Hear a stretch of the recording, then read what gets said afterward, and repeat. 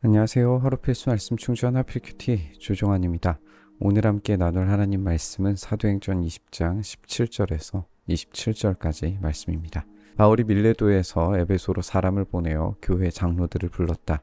장로들이 오니 바울이 그들에게 말하였다.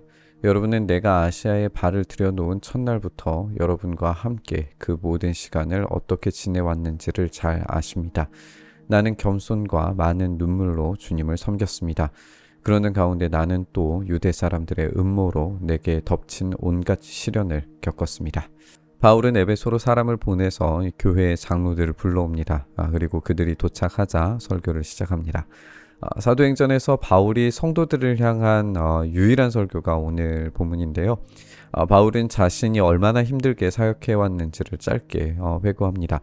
바울은 이 힘겨운 시간이 주님을 섬기는 일이었다라고 말합니다. 바울은 이 복음을 위해서 어떠한 일이라도 할 것을 엄숙히 결정했고 충성했습니다. 그 과정이 괴로움으로 가득하기 때문에 이 겸손과 많은 눈물로 섬길 수밖에 없었다, 이렇게 이야기하고 있죠. 그 과정의 어려움 중에 큰 부분 아마도 이제 유대 사람들의 음모였을 겁니다. 우리가 이전 본문들에서 살펴왔던 것처럼 빌립보, 데살로니가, 고린도, 에베소 모두에서 이런 유대인들의 반대를 우리가 살펴볼 수 있었습니다. 또 우리는 사도행전의 바울의 모든 행적을 다 기록하고 있는 것이 아니기 때문에 바울이 얼마나 힘든 일들을 겪어왔는지 사실 다 알 수는 없습니다. 바울이 자신이 당한 고통에 대해서 고린도 후서에서 기록하기를 마흔에서 하나 뺀 매를 5번을 맞고 채찍으로 3번을 맞고 돌로 1번 맞고 파선을 3번 당하고 밤낮 꼬박 하루를 망망한 바다를 떠다녔고 강물의 위험, 강도의 위험, 광야의 위험, 바다의 위험, 거짓 형제의 위험을 당하고 수고와 고역, 밤을 지새우고 목마르고 굶고 춥고 헐벗었다. 이렇게 사역들을 정리하며 이야기를 합니다. 그러니까 이 모든 행적들이 다 어디에 있었는지를 우리가 알 수가 없어요. 하지만 그 고통과 시련의 과정들이 분명히 이 바울의 선교 여행에 오롯이 다 녹아져 있다는 것은 분명한 사실입니다. 그리고 그 모든 아픔과 시련의 이유가 주님을 섬기기 위함이었다라고 오늘 이야기하고 있는 거죠. 그래서 이 복음에 합당하게 메인 사람들이 살아갈 삶의 예시를 사도 바울이 미리 보여주었다, 이렇게 볼 수 있습니다. 나는 또한 유익한 것이면 빼놓지 않고 여러분에게 전하고 공중 앞에서나 각 집에서 여러분을 가르쳤습니다. 나는 유대 사람에게나 그리스 사람에게나 똑같이 회개하고 하나님께로 돌아올 것과 우리 주 예수를 믿을 것을 엄숙히 증언하였습니다. 바울의 이 말씀 사역은 유대인과 그리스 사람들에게 차별이 없죠. 이미 이 문제에 대해서 예루살렘 공의회를 통해서 확인이 된 사실입니다. 그렇다면 이 이야기를 언급하는 이유는 이 설교를 듣고 있는 청중, 곧 에베소 교회의 장로들이 이 차별 없는 말씀 선포를 이어나가야 한다라는 점을 강조하는 것으로 볼 수 있겠죠. 사도 바울의 말씀 사역은 다양한 이 동사를 통해서 여러 가지의 모습으로 우리가 확인을 하게 되는데요. 먼저는 이 빼놓지 않았다라는 이 단어는 담대함과 솔직함으로 거침없이 어느 것 하나 유보하지 않고 전했다라는 말이 될 거고요. 전하다라고 하는 이 말은 공중에서 어떤 증언하는 것인데 복음의 기초적인 정보를 제공하고 이 진리에 관해서 권위 있게 권면했다라는 말이에요. 그렇다면 이 전하다라고 우리가 표현되어져 있는 이 말이 설교일 텐데 사도 바울에게 있어서 이 설교는 결코 어떤 흥미를 위한 게 아니었어요. 사람들은 흥미를 따라서 오기도 했죠. 우리가 이제 이전의 본문들, 또 아테네와 에베소나 여러 가지의 본문들을 보면 이것이 굉장히 흥미를 끌만한 그런 기적적 사건들과 함께 더불어 나타났다는 걸 우리가 알 수 있어요. 그럼에도 불구하고 사도 바울은 그것을 흥미를 위해서 제공하지 않고 재미나 감동을 위해서 제공하지 않고 생명을 얻을 수 있는 방법으로서 제공하고 있다라고 그렇게 볼 수가 있습니다. 또 오늘 이 본문에서 증언이라고 하는 말을 사용하고 있는데 이 설교가 법정의 상황보다 더 진지하게 전달되었다라고 하는 말을 의미할 수 있습니다. 또 이제 가르쳤다라고 하는 단어가 등장을 하죠. 이 가르치다라고 하는 것은 바울이 개인과 가정에서 날마다 만날 때마다 이 복음을 거침없이 진중하게 증언하면서 가르쳤다라는 말입니다. 이 가르침과 선포의 내용은 회개함과 돌이킴, 예수님을 믿을 것에 대한 강력한 주문, 주문이었죠. 이 믿음은 우리가 죄인으로 죽을 수밖에 없는 존재이지만 예수께서 우리를 위해서 대신 죽으시고 부활하셨다라고 하는 이 기본적인 명제로부터 출발을 할 겁니다. 바울은 이 모든 것이 유익한 것이라고 표현하면서 이 모든 것을 빼놓지 않고 전했다라고 이렇게 이야기합니다. 상황과 사람들에 맞춰서 타협해서 메시지를 전하지 않았다라는 말이죠. 복음과 이 명백하고 선명한 진리에 온전히 헌신한 이 사도 바울의 설교 사역을, 말씀 사역을 보여주고 있습니다. 보십시오. 이제 나는 성령에 매어서 예루살렘으로 가는 길입니다. 거기서 무슨 일이 내게 닥칠지 나는 모릅니다. 다만 내가 아는 것은 성령이 내게 일러주시는 것뿐인데 어느 도시에서든지 투옥과 환란이 나를 기다리고 있다는 것입니다. 사도 바울은 이제 예루살렘을 향해서 가는 여정에 들어섰다라고 말합니다. 그러나 이것은 자의적인 선택이 아니라 성령께 매여서 가는 길입니다. 사도 바울은 이 앞의 일들을 알지 못하지만 성령께서는 그 길을 알려주시는데 투옥과 환란이 기다리고 있다라고 이렇게 들었다고 이야기하고 있습니다.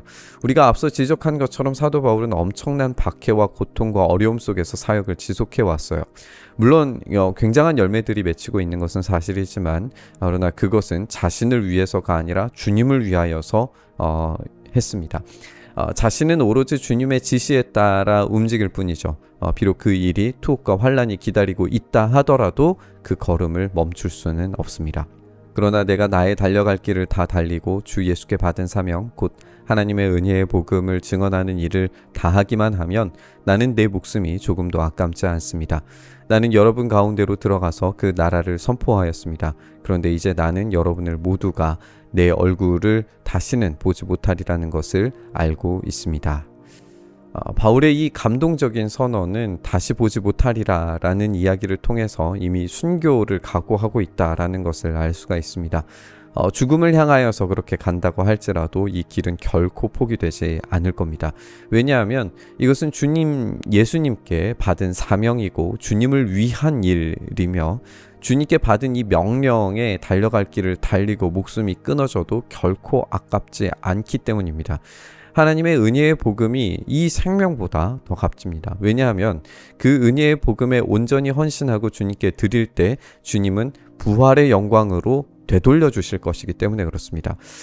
사실 이방 사람들이 그토록 이상적으로 원하는 세계의 것들의 완성형은 우리 주님의 부활의 영광으로 이루어질 것들입니다. 따라서 사도 바울은 거침없고 담대하게 이 복음을 전할 수 있었던 거죠.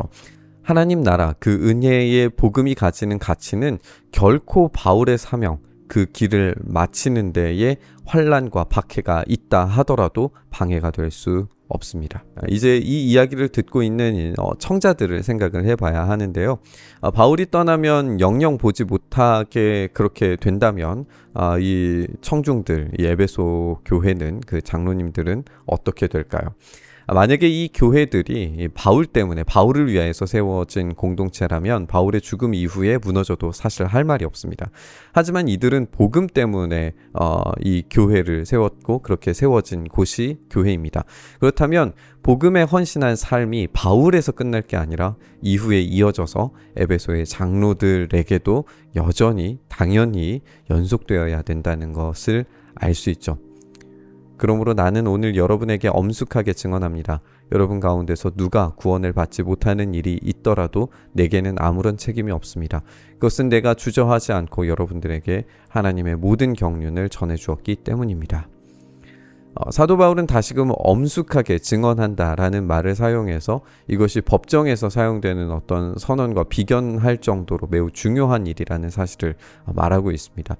여기서 이제 구원을 받지 못하는 일이라고 한다면 이것은 고통과 아픔의 때문에 이 배교하는 일을 이 상정하는 말로 보여집니다. 그런 일들이 분명히 생길지 모릅니다. 하지만 이미 가르쳐야 할 내용들을 사도 바울이 모두 다 알려주고 또 성실하게 가르쳐 온 이 바울에게 그 책임을 돌려서는 안 된다라고 이야기하고 있어요. 바울은 주저함 없이 하나님의 모든 경륜을 전했습니다. 이제 에베소의 장로들은 바울의 설교에 반응해서 복음을 온전히 주저함 없이 계속해서 전하는 일, 복음의 가치를 위하여서 자신의 생명조차 조금도 아낌없이 드리는 일을 위해 바울처럼 마찬가지로 헌신해야 됩니다.